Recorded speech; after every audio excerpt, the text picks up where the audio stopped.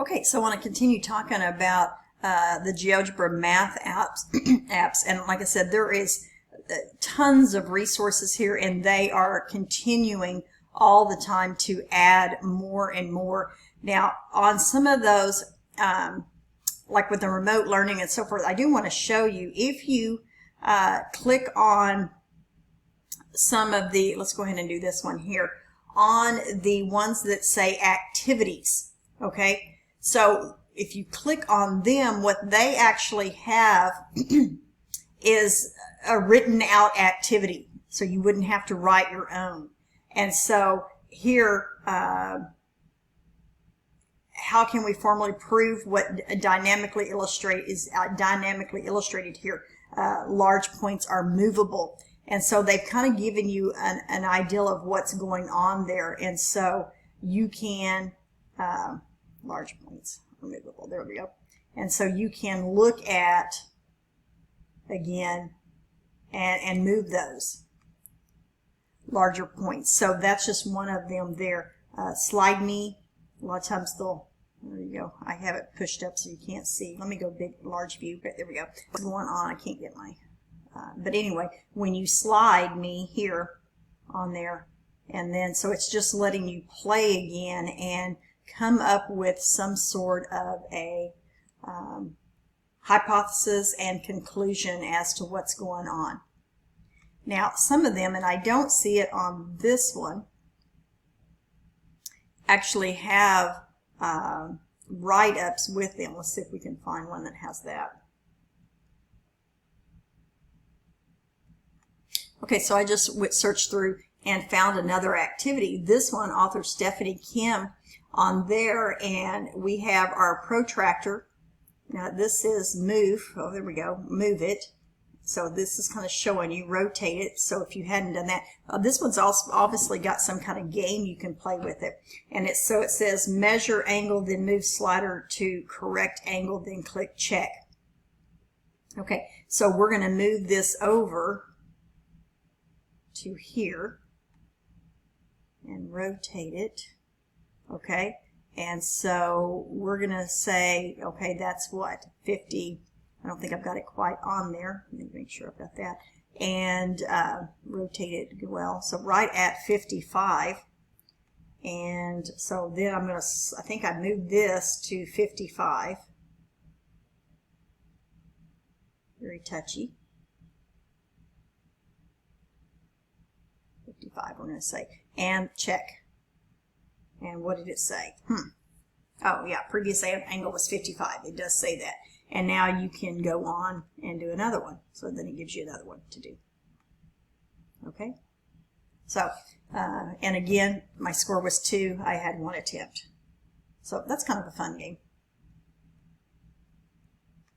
Okay, let me just back up and show you where I found that. So all, because like I said, there are lots and lots written by all kinds of people. So this is the one I did, activity. So there's, like I said, already activities that were made up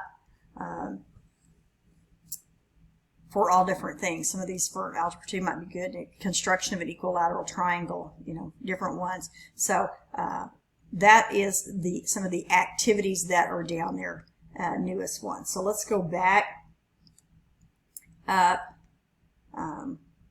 back to that home page there. And what I want to look at here is several different things. One that I didn't click on earlier, and this is your middle and high school resources. And this, again, has a lot of stuff in it, a lot of activities. I keep saying stuff. I need to use my teacher words, but we can hit geometry here. And again, you can pick what you want to work with. So this one, again, is what phenomenon is dynamically being illustrated here. Vertices are movable. My computer's slow. Okay, and so again, just looking at what's happening there, and if you saw that flash back and forth. Okay, same thing here with some of these, but you could actually click on. Let's do, we haven't looked much at surface area and volume, so let's go there.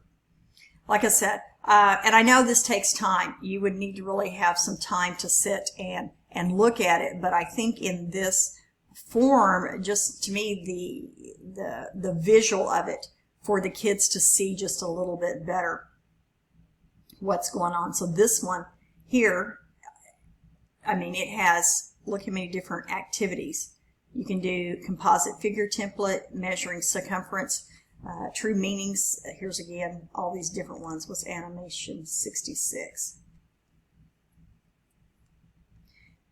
And again, these are activities. This one again is written by the Tim that I said, and it says what geometric principles are being dynamically, he must have liked that word, illustrated in the applet below. And you can type your answer in and then check it. Again, it's going very, very slow to see what's going on. There we go. So what do you think that they're looking at as they so I'm going to type in something here. So we'll do maybe radius versus circumference.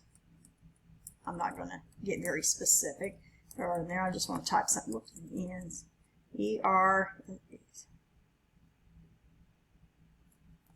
Sorry. And then check your answer. So I just want to see what it says. And it says correct answer definition is the number of diameter that wraps perfectly around any circle. So again, that comparison. So you can say how much detail you want your students to go into. But I do think that's an animation one. So that's kind of cool. Let's do another animation one just real quick. And this looks to be about the same. Again, what geometric principle. So anyway, those are all under that surface area and volume. And again, you can look at a little bit of everything here. And they are constantly adding to that. So more on volume.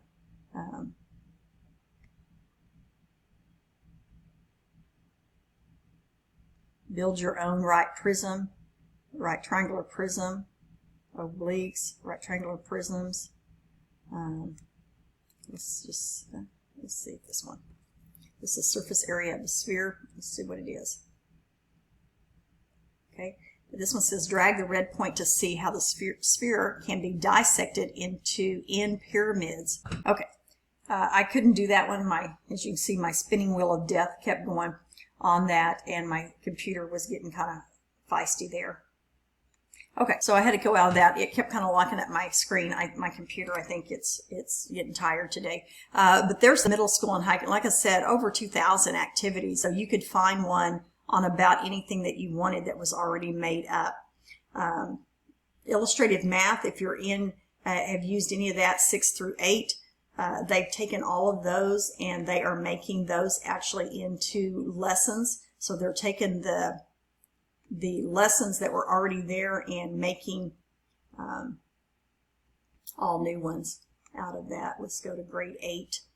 I think I did grade 6 in the last one there. And again, you know, they're limited, but as it says, it's coming. They are working daily on building more and more activities and lessons on here. So number puzzles, keeping the balance equal, solving linear equations. Let's see if we can find where they're the same or different. Systems. So this is more algebra, but still on there. Let's just hit this practice only on here and let's see what it says. Because I know it's probably algebra based, but it doesn't hurt. We cover some algebra and review algebra all the time. Yeah, so there's your hanger problems like you would be doing in algebra. That would be pretty good. Is this hanger the weight of triangle X and the triangle and the weight of the square is Y? Write an equation. And so yeah, taking kind of your textbook things, very good, and making them, filling out tables, showing you the relationship as the systems of equations.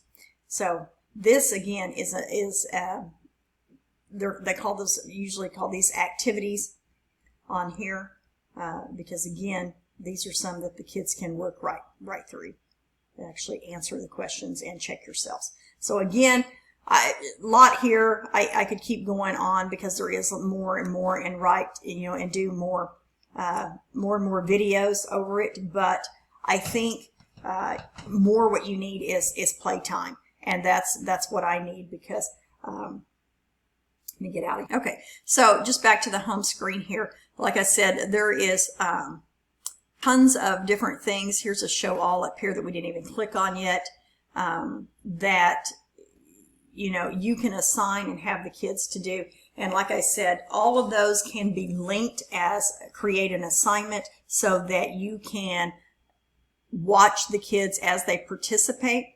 Now, one of the things, again, we mentioned that they could not do at this point on some of those is save their work.